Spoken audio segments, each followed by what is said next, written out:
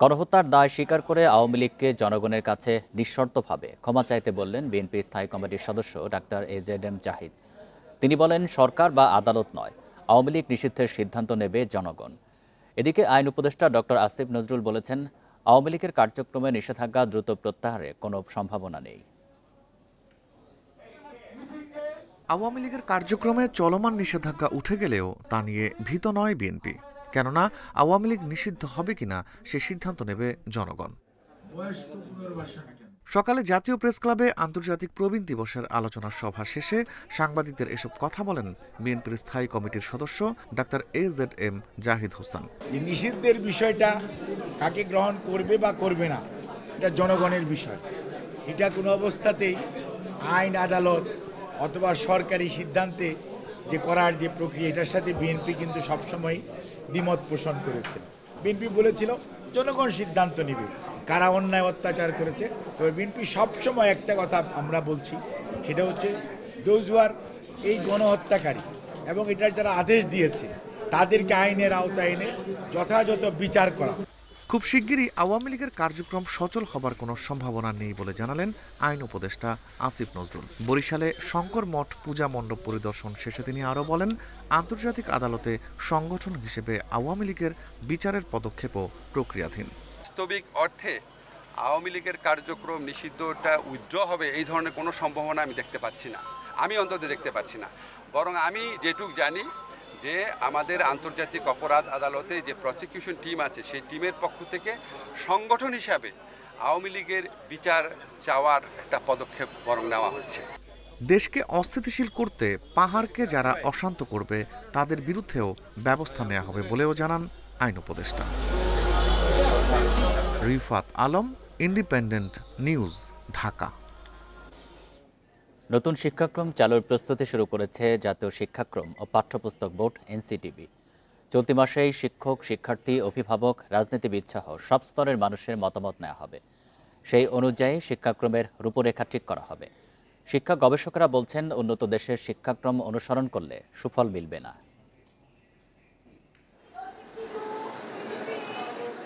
স্বৈর শাসনের সময় পর্যাপ্ত প্রস্তুতি ছাড়াই 2022 সাল থেকে নতুন শিক্ষাক্রম চালু করা হয়। তবে যেটি নিয়ে পরবর্তীতে অভিভাবক থেকে শুরু করে শিক্ষা গবেষকরা তীব্র সমালোচনা করে।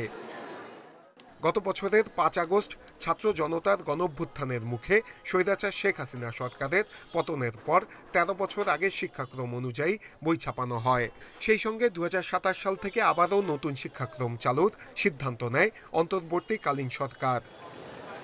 এরই মধ্যে শিক্ষাক্রম নিয়ে কাজ শুরু করেছে জাতীয় শিক্ষাক্রম ও পাঠ্যপুস্তক বোর্ড। চলতি মাসে শিক্ষক, অভিভাবক, রাজনীতিবিদ, শিক্ষার্থী সহ সব স্তরের সাথে আলোচনা করা হবে। মাঠ পর্যায় থেকে সংগ্রহ করা হচ্ছে তথ্য। পলিটিক্যাল পার্টি, আমার স্টুডেন্ট, আমাদের শিক্ষকরা, আমাদের গার্ডিয়ানরা আগামী প্রজন্মকে কিভাবে দেখতে চায় সেটা আমরা যাচাই করার প্রক্রিয়া শুরু করে দিয়েছি। ঠিক আছে, আমাদের টুলস ডিজাইন হয়েছে। শিক্ষা গবেষকরা বলছেন, বর্তমান শিক্ষাক্রমের সাথে মিল রেখে নতুন শিক্ষাক্রম করতে হবে। একবারেই আমূল পরিবর্তন করতে গেলে ভালো ফল আসবে না। কোন কারিকুলামের উপর বেসিস করে আপনি করছেন, অ্যালাইনমেন্ট কি, আগের বছরের কারিকুলামের সাথে সামঞ্জস্যও থাকা লাগবে এবং ফিউচার যে কারিকুলামটা হবে এর মধ্যে একটা ব্রিজিং থাকা লাগবে। আপনি হুট করে একটা নতুন করে দিলেন যে আগের সাথে কোনো মিল নেই কিংবা ভবিষ্যতের সাথে কোনো মিল থাকবে না, তাহলে এই বাচ্চাগুলো কি করবে? সেই সঙ্গে উন্নত দেশের শিক্ষাক্রম অনুকরণ করে তৈরি করলে সেটি বাস্তবায়নযোগ্য হবে না। দেশের আর্থসামাজিক বাস্তবতার সাথে মিলিয়ে শিক্ষাক্রম প্রণয়ন করতে হবে। এই এগোনোটা যেন হয় বাস্তব ভিত্তিক, আমার কনটেক্সটের সাথে ম্যাচ করে এবং আমার শিক্ষা ব্যবস্থাকে আরও সামনের দিকে এগিয়ে নিয়ে যায়। এটিকে খুব পরিষ্কারভাবে করতে হবে এবং এক্ষেত্রে খুব সুস্পষ্টভাবে যে কথাটা আমি বারবারই বলতে চাই সেটা হচ্ছে কারিকুলাম যেন গুটি কয়েক মানুষের কোনো প্রোডাক্ট না হয়। তবে নতুন শিক্ষাক্রম বাস্তবায়নের আগে শিক্ষকদের পর্যাপ্ত প্রশিক্ষণ দিতে হবে বলছেন শিক্ষা গবেষকরা। নূরে আলম, ইন্ডিপেন্ডেন্ট নিউজ, ঢাকা। উৎসবমুখর পরিবেশে সারা দেশে উদযাপন হচ্ছে শারদীয় দুর্গোৎসবের মহানবমী। ঢাকেশ্বরী জাতীয় মন্দিরে নবমীতে ভক্তরা দেবী দুর্গার চরণে নিবেদন করেন পুষ্পাঞ্জলি, প্রার্থনা করেন বিশ্ব মানবতার কল্যাণের। এ সময় হিন্দু ধর্মাবলম্বীদের সাথে শুভেচ্ছা বিনিময়ে বিজিবি মহাপরিচালক বলেন, ধর্ম বর্ণ নির্বিশেষে দেশের সব মানুষ যেন নিরাপদে তাদের উৎসব পালন করতে পারেন সেজন্য সচেষ্ট থাকবে বিজিবি।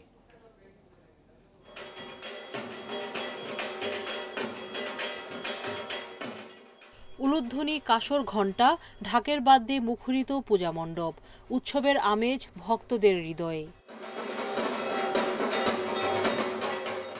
নবমী তিথি শুরুই হয় সন্ধি পূজা দিয়ে। সন্ধি পূজা হয় অষ্টমী তিথির শেষ 24 মিনিট ও নবমীর সূচনার প্রথম 24 মিনিট জুড়ে। মূলত দেবী চামুণ্ডার পূজা হয় এই সময়ে। বৃষ্টির জন্য একটু প্রবলেম হয়েছে, কিন্তু কোনো সমস্যা নেই, বৃষ্টি থেমে গেছে, এই কারণে আমরা নবমী পালন করতে পারছি। দুর্গা মায়ের কাছে প্রার্থনা করি সবাই যাতে সুখে শান্তিতে থাকেন এবং বাংলাদেশ ধন্যদান্যে পূর্ণ হোক। আমার বাংলাদেশ যাতে সাম্প্রদায়িক সম্প্রীতি বৈষম্যহীন হয়, পাশাপাশি আমরা চাই পৃথিবীতে এই গাজার মতো পরিস্থিতি যাতে আর না হয়। ঢাকেশ্বরী জাতীয় মন্দিরে মহানবমীর পূজা শুরু হয় সকাল 9টা 57 মিনিটে। এরপর 11টায় হয় পুষ্পাঞ্জলি।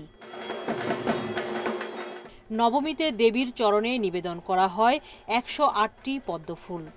অঞ্জলির মাধ্যমে আমরা এটা এক্সপেক্ট করি যে আমাদের যে মনোকামনা মনোবাসনা সেটা মার চরণে যাচ্ছে এবং মার পর্যন্ত পৌঁছাচ্ছে। জীবন যেখানেই যাক না কেন, প্রতি বছর যাতে আসলে এই আনন্দটা নিয়ে পূজা করতে পারি, যত যা কিছুই হোক না কেন, এটাই মায়ের কাছে প্রার্থনা থাকবে। দেবীর অকাল বোধন করেছিলেন এবং আজকের দিনে নবমীর অনুষ্ঠানের মধ্য দিয়েই উনি দুর্গাপুজো শেষ করেছিলেন। ঢাকেশ্বরী জাতীয় মন্দিরে হিন্দু ধর্মাবলম্বীদের সাথে দুর্গাপূজার শুভেচ্ছা বিনিময় করতে আসেন বিজিবি মহাপরিচালক। ভবিষ্যতে আশা করি আমরা এই ধরনের সাম্য এবং সৌহার্দ্যের মধ্য দিয়ে যে যার মতো যার ধর্মীয় উৎসব সুন্দরভাবে পালন করতে পারে। মানুষের জীবনের যা পাওনা প্রাপ্তি আছে সেটা হচ্ছে ধর্ম, অর্থ, কাম, মোক্ষ চতুর্বর্গ, সেটা আজকে নবমীতে পূজা দিয়ে আমরা প্রার্থনা করেছি। নবমীর সন্ধ্যায় দেবী দুর্গার মহা আরতি। নানা আনুষ্ঠানিকতায় পালিত হয় শারদীয় দুর্গোৎসবের মহানবমী। ভক্তরা বলছেন, আনুষ্ঠানিকতায় দেবী দুর্গাকে পূজিত করা হলেও মূল বিষয় হৃদয়ে ভক্তিভাব, শ্রদ্ধা, যা ছড়িয়ে দিতে হবে মানবতার কল্যাণে। সুলতানা জাহান মিতু, ইন্ডিপেন্ডেন্ট নিউজ, ঢাকা। এ নিয়ে আরও জানাতে রাজধানীর ঢাকেশ্বরী মন্দির থেকে যোগ দিচ্ছেন সহকর্মী তানভীর আহমেদ। তানভীর, ঢাকেশ্বরী মন্দিরের এই মুহূর্তের আয়োজন সম্পর্কে জানাবেন, ভক্ত দর্শনার্থীরা কি বলছেন?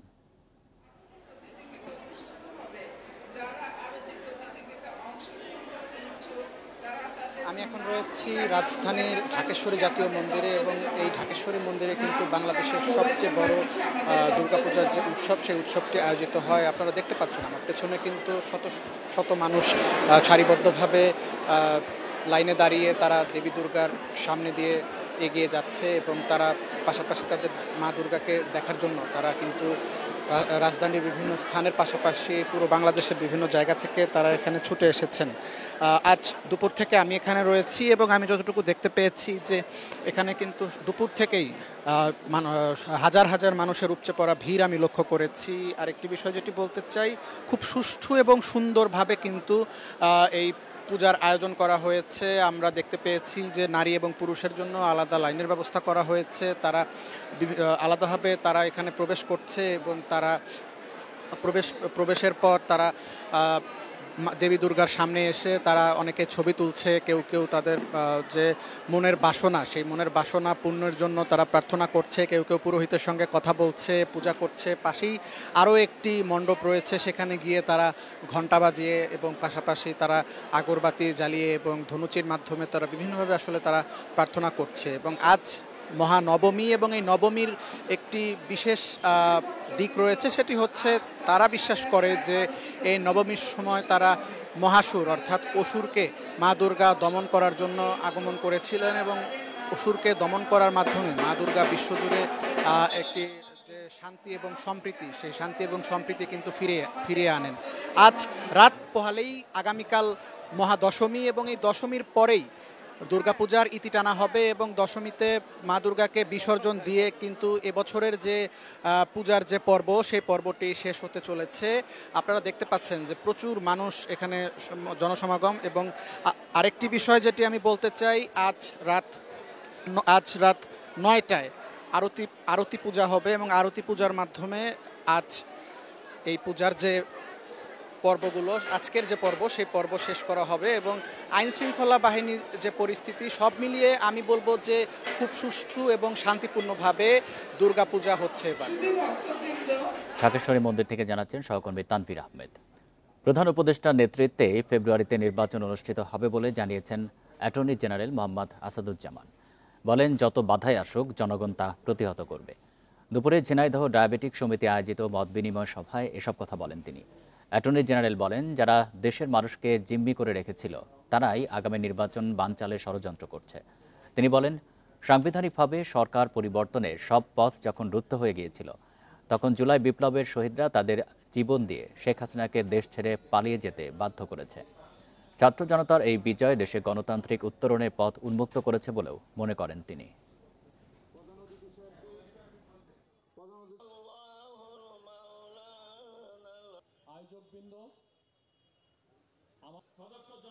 বাংলাদেশ গণতন্ত্র উত্তরণের যে পথ এগিয়ে যাচ্ছে সেই পথ যত বাধায় আসুক না কেন, যত ব্যারিকেড আসুক, সেই পথে যত রকম কাটা ছিটানো হোক না কেন, সমস্ত বাধার প্রাচীর উত্তরে বাংলাদেশের মানুষ আগামী ফেব্রুয়ারিতে নির্বাচনের মাঠে ভোট দিতে যাবে। এটাই বাংলাদেশের মানুষের সামাজিক চুক্তি। ঢাকা চট্টগ্রাম মহাসড়কের নারায়ণগঞ্জ অংশে সকাল থেকে যানজটের সৃষ্টি হয়েছে। এতে চরম ভোগান্তিতে পড়েছেন যাত্রীরা। তবে বেলা বাড়ার সঙ্গে সঙ্গে যানজটের তীব্রতা কমলেও যানবাহনের বাড়তি চাপ রয়েছে। বুধবার সকাল থেকে ঢাকা চট্টগ্রাম ও ঢাকা সিলেট মহাসড়কের বিভিন্ন অংশে যান চলাচল প্রায় স্থবির হয়ে পড়ে। বিকেল পর্যন্ত ঢাকা চট্টগ্রাম মহাসড়কের সাইনবোর্ড থেকে আশারির চর পর্যন্ত দীর্ঘ ২০ কিলোমিটার এবং ঢাকা সিলেট মহাসড়কের কাঁচপুর থেকে রূপগঞ্জ পর্যন্ত ৫ কিলোমিটার যানজট সৃষ্টি হয়। চিটাগাং রোডের কাউন্টারগুলোতে উপচে পড়া ভিড়ে যানজট ও বাস সংকটে পড়েন যাত্রীরা। এছাড়া ভারী বৃষ্টি আর মাঝপথে গাড়ি বিকল হয়ে বিভিন্ন মহাসড়কে যানজটে ভোগান্তিতে পড়তে হয় যাত্রীদের।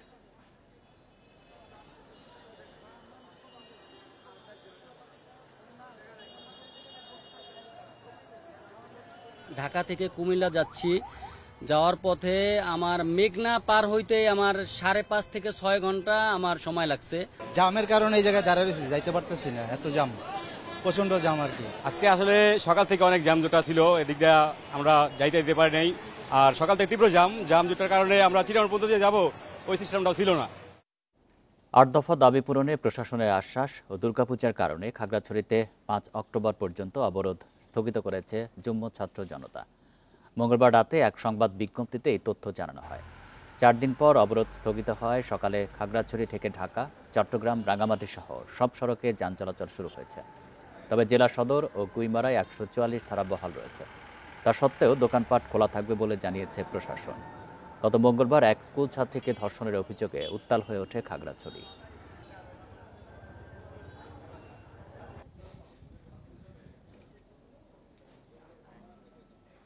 বিদেশিদের নিরাপত্তা ছাড়পত্রের আবেদন সম্পূর্ণভাবে অনলাইনে শুরু হয়েছে। ফলে এখন থেকে বিদেশি বিনিয়োগকারী ও কর্মীরা কাজের অনুমতির বিপরীতে নিরাপত্তা ছাড়পত্রের আবেদন বিডার ওয়ান স্টপ সার্ভিস পোর্টালের মাধ্যমে জমা দিতে পারবেন। বিডার এক সংবাদ বিজ্ঞপ্তিতে এই তথ্য জানানো হয়েছে। আজ থেকে ইস্যু করা ওয়ার্ক পারমিটের বিপরীতে নিরাপত্তা ছাড়পত্র সম্পূর্ণ অনলাইনে শুরু হচ্ছে। কোনো আপত্তি না থাকলে আবেদন যাচাইয়ের ২১ কার্যদিবসের মধ্যে নিরাপত্তা ছাড়পত্র মঞ্জুর হয়েছে বলে গণ্য হবে। নির্ধারিত সময়সীমার মধ্যে আবেদন না করলে সংশ্লিষ্ট অনুমতি বাতিল হয়ে যাবে। ২ সেপ্টেম্বর বিডার কার্যালয়ে আন্তঃসংস্থা বৈঠক অনুষ্ঠিত হয়। সভায় বিভিন্ন সংস্থার প্রতিনিধিরা উপস্থিত ছিলেন। এতে সিদ্ধান্ত হয় ভিসা নবায়ন ও ফি দেওয়ার প্রক্রিয়া ডিজিটালাইজেশন, নতুন বিনিয়োগ বান্ধব ভিসা নীতিমালা চালু, ভিসা অন অ্যারাইভাল ফি অনলাইনে দেওয়ার সুযোগ ও আন্তঃসংস্থাগত ইন্টার অপারেবল ডেটাবেস তৈরির লক্ষ্যে কার্যক্রম চলমান রয়েছে। আশা করা হচ্ছে এবছরের ডিসেম্বরের মধ্যে তা শেষ হবে।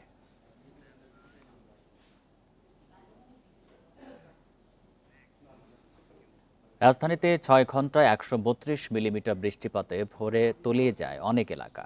নিচু এলাকা রামপুরা, কালশির পাশাপাশি অভিজাত ধানমন্ডি এলাকার সড়কেও চলে যায় পানির নিচে। প্রধান সড়ক ও অলিগলিতে জলাবদ্ধতায় ভোগান্তিতে পড়েন নগরবাসী। আবহাওয়া অফিস বলছে, লঘুচাপের প্রভাবে শুক্রবার পর্যন্ত ঢাকাসহ সারা দেশে বৃষ্টি অব্যাহত থাকবে। বুধবার রাত ১২টার পর থেকে রাজধানী জুড়ে শুরু হয় বজ্রসহ ভারী বৃষ্টি। ভোর ৬টা পর্যন্ত ভারী বৃষ্টি অব্যাহত থাকে। এ সময় ঢাকায় মোট ১৩২ মিলিমিটার বৃষ্টিপাত রেকর্ড করে আবহাওয়া অফিস।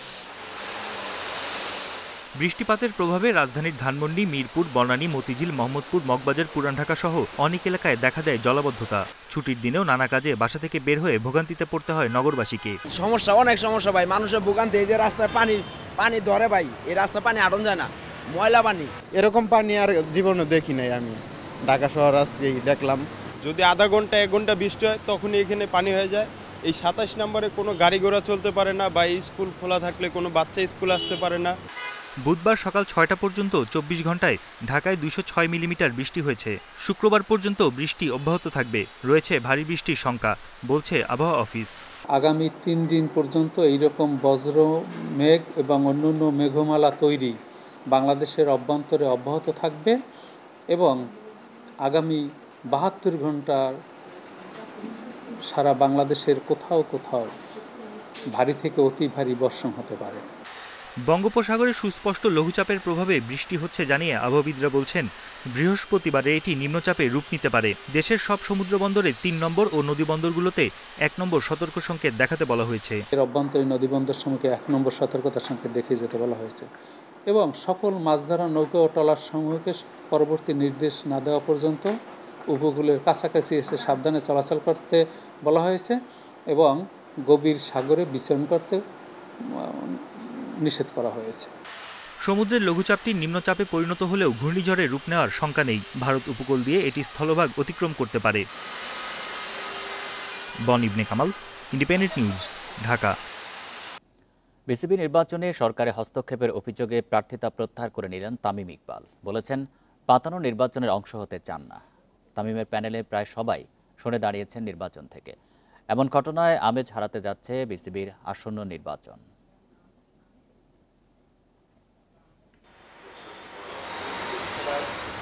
ক্ষণে ক্ষণে রং বদলানোর বিসিবি নির্বাচন থেকে শেষ পর্যন্ত সরেই দাঁড়ালেন তামিম ইকবাল। নির্বাচন করবেন না তার প্যানেলের আরও অনেকেই। তামিমের প্রার্থিতা প্রত্যাহারের গুঞ্জন ছড়িয়েছিল আগের দিনই। উচ্চ আদালত 15 ক্লাবের কাউন্সিলরশিপ নতুন করে বাতিল করায় সংকট চরমে পৌঁছায়। শেষ পর্যন্ত সরকারের হস্তক্ষেপের অভিযোগ তুলে বিসিবি পরিচালক হওয়ার ইচ্ছা জলাঞ্জলি দিলেন তামিম। এটা উইথড্র করার রিজনটা খুবই ক্লিয়ার। এখানে আমার কাছে মনে হয় না যে আমাকে খুব ডিটেলসে বা ব্যাখ্যা করে আপনাদেরকে কোনো কিছু বলার আছে। আমি শুরুর থেকে একটা কথা বলে আসছি যে ইলেকশনটা কোন দিকে যাচ্ছে বা কিভাবে হচ্ছে এই জিনিস নিয়ে আপনারা সবাই এখন ক্লিয়ার। যখন যেমন মনে হচ্ছে, যখন যা মনে হচ্ছে তখন তা করা হচ্ছে। এটা আসলে ইলেকশন না, এটা ইলেকশন না। আর ক্রিকেটের সাথে এই জিনিসটা কোনো দিক থেকেই মানায় না। এটা হলো আমাদের একটা ওয়ে অফ প্রোটেস্ট, যে এখান থেকে এসে যে এই নোংরামির পার্ট আমরা থাকতে পারবো না। বেশ ঘটা করেই বিসিবি নির্বাচনের ঘোষণা দেন তামিম। শুধু পরিচালক হয়েই থেমে থাকতে চাননি, সভাপতি হওয়ার ইচ্ছের কথাও জানিয়েছিলেন। একদিকে বর্তমান সভাপতি আমিনুল ইসলাম বুলবুল, অন্যদিকে তামিমের প্যানেল। এরপর 2 প্যানেলের সমঝোতা, আর নাটকের শেষ অঙ্কে আবার বিচ্ছেদ।